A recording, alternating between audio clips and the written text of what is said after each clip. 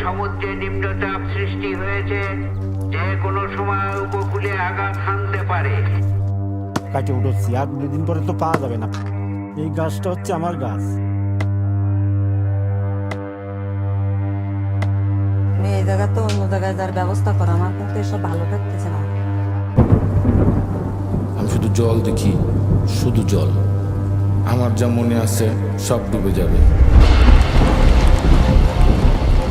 তুমি থামো দিন, আমি আসতেছি। আমি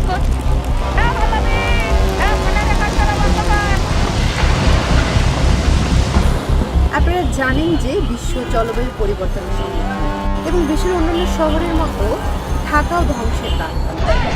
প্রতিনিয়ত হাজার হাজার মানুষ বাস্তুচ্যুত হচ্ছে।